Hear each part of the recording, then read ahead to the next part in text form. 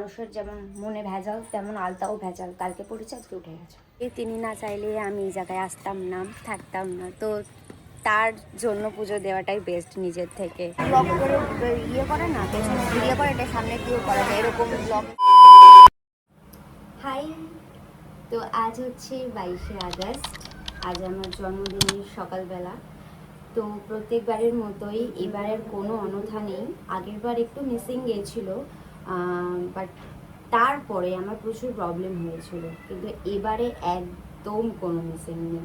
তো প্রত্যেকবারের মতন আমি এবারেও যাচ্ছি। জন্মদিনের সকালটা মায়ের পুজো দিয়ে মাকে নিয়ে শুরু করব। আগের বারে পারিনি, কারণ আগের বার প্রচুর বৃষ্টি হচ্ছিল 22শে আগস্ট আমার বার্থডের দিন।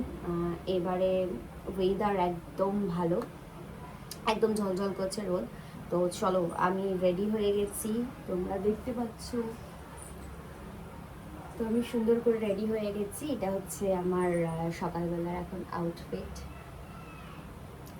তো চলো পুজো দিতে যাওয়া যাক। গাইস দেখো, সুন্দর করে আলতা পরে নিয়েছি, কালকে পরেছিলাম আলতাটা, কি অবস্থা।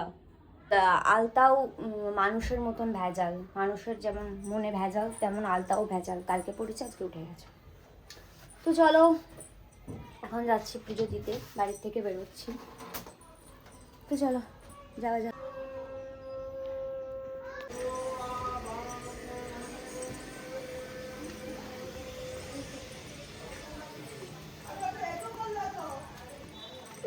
তো আমাদের এখান থেকে যেখানে পুজো দিতে যাব বেশি দূর না, 5 মিনিট লাগবে। সবাই চেনো, বনগাঁ 7 ভাই কালীতলা।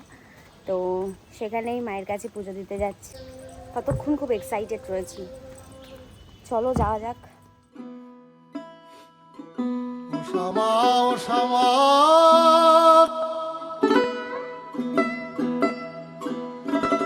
কি করি বলো না, সংসার কারাগারে মা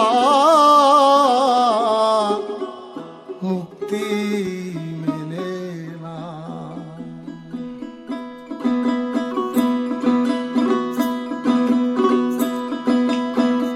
ও শ্যামা, ও শ্যামা, কি করি বলো না, সংসার কারাগারে মুক্তি মেলে না।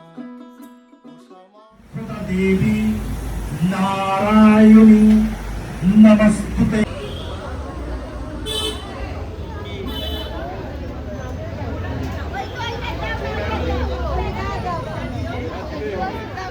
করা যায়, প্রচণ্ড ভিড় এখন এখানে, সামনে পুজোর ইয়ে হচ্ছে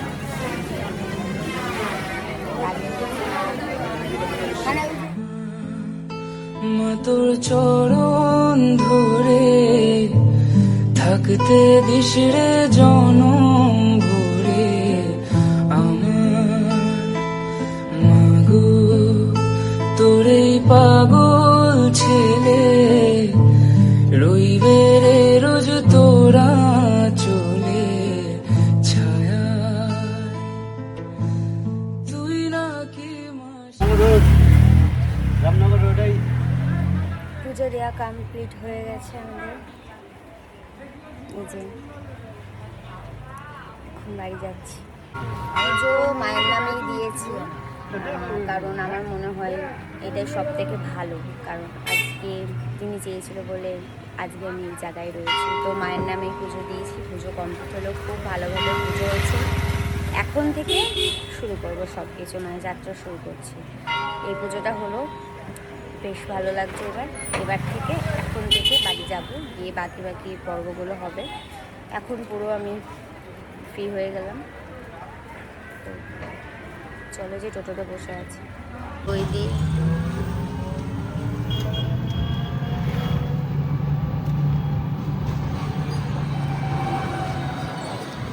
পুজো দিয়ে চলে এসেছি। তো এখন হচ্ছে দুপুরবেলার খাবার পর্ব, মানে আমি মেনুগুলো একটু দেখাই। সকাল থেকে মা রান্না করেছে, তো দেখাই মেনুগুলো কি। এখানে আছে ভাত, 5 রকম ভাজা আছে, ডাল আছে, চিংড়ি মাছ আছে, গলদা চিংড়ি, ইলিশ মাছ, মিষ্টি, পায়েস, দই, চাটনি, জুস। আর এটা হচ্ছে ওই চকলেট, আমার কালকের যেই গিফটটা। তো এর মধ্যে থেকে এত কিছু আমি খাবো না, যে কোনো দুটো একটা পদ খাবো। আর মাছ তো আমি সেরকম পছন্দ করি না, একমাত্র আমি চিংড়ি মাছটাই খাই। আর তোমরা অনেকেই ভাবতে পারো এখানে চিকেন মাটন নেই কেন। বিষয়টা হচ্ছে এটা প্রত্যেক বাড়ি হয়ে আসে, কোনো শুভ কাজে মাটন চিকেন করে না, মাছের আইটেমের ওপরে রাখে, প্রত্যেকবারই এটা হয়। পরের দিন করে, কিন্তু দিনের দিন করে না, এটা আমাদের বাড়িতে হয়ে আসছে, মা এটাই করছে। তো চলো এখন আমি খাই, তোমরা কেউ লোভ দিও না। এখান থেকে খাবো হচ্ছে ভাত, 5 রকম ভাজাটা খেতে হয় খাবো, আর হচ্ছে চিংড়ি মাছটা আর ডালটা খাবো, বাদ বাকি কিছুই খাবো না। তো এই হচ্ছে আমার খাবার, আমি বেশি খেতে পারি না। সবে পুজোটা দিয়ে আসলাম, প্রচণ্ড টায়ার্ড, আবার বিকালবেলা প্ল্যান আছে। তো চলো।